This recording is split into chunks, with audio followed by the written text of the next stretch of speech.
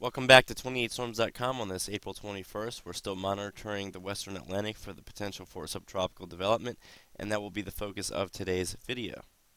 Here's a look at the position of our surface low pressure or gale low pressure system located north of Puerto Rico, and this was the position analyzed by the National Hurricane Center earlier this afternoon. And here is a look at the latest late afternoon and evening visible imagery. And as you can see in the last frame, we start to lose that daylight.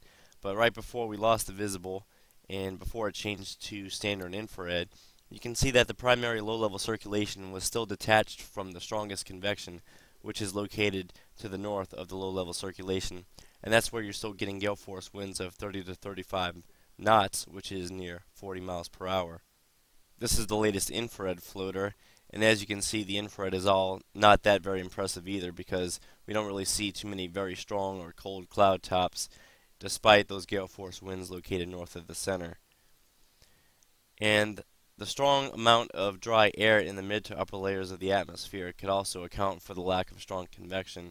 When you have that much dry air, it's going to be hard for this to be able to maintain convection near the low level circulation. And not only that, but you see the jet of strong mid to upper level winds wrapping around this upper level low, which is located right in this area, and we're still seeing 50 to 60 knots of westerly shear streaming into this system, and it's also being forced upward into the storm as well, because that's the motion of the winds to the south and east periphery of this upper level low. You can see this even better on the regional water vapor imagery. We still have this upper level low located just west of our disturbance, and just south of there, we're still seeing raging westerlies, which is going to prevent anything from attempting to organize further. And here's a quick look at the SIMS shear tendency analysis, and the upper low is located around this area, and once again, just to the south, we're seeing vertical winds in excess of 50 to 60 knots, even approaching in upwards of 80 knots if this chart were to actually be fully 100% reliable.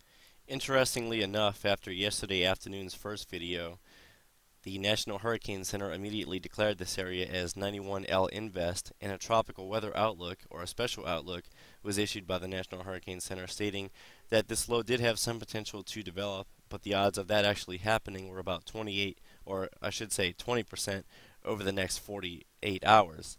And fortunately, in today's afternoon outlook, that percentage has decreased to 10%, and I cannot say that I disagree with the trend, because it looks like this system will not be developing.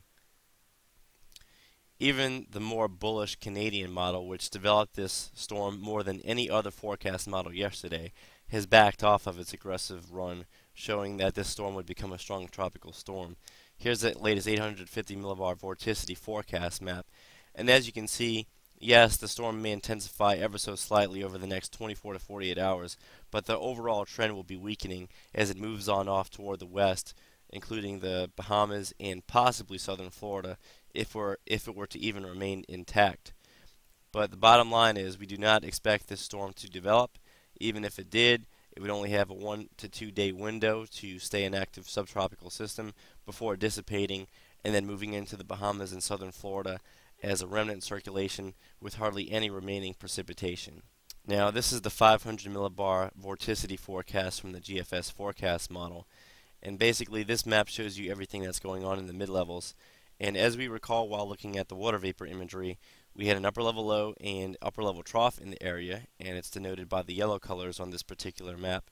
And ordinarily this would be a very hostile environment for any type of pure tropical development, but since we're only looking for the possibility of subtropical development, sometimes these upper level lows can aid in at least causing upper level divergence, which allows the surface pressures, of course at the surface, to be able to decrease, and we could get some type of subtropical development.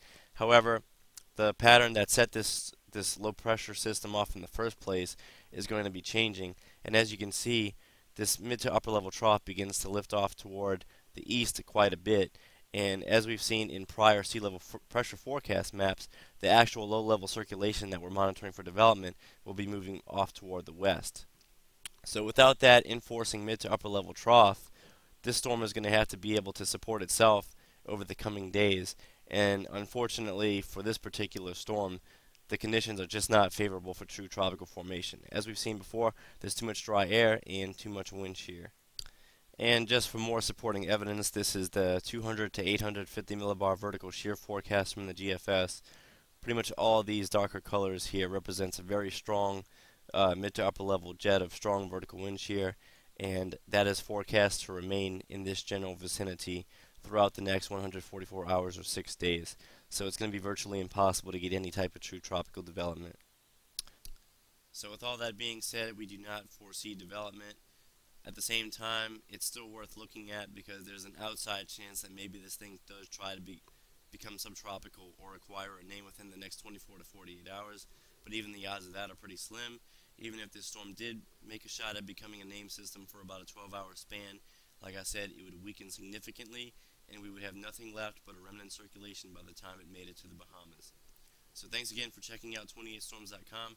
Don't forget to come back for significant severe weather outbreak information, including forecasts, and also keep a close watch on our Facebook page because even if we're not doing videos or extensive discussions on the web page, a lot of times we're still posting updates during active severe weather and also tropical weather as we head closer to hurricane season. So thanks again for stopping by.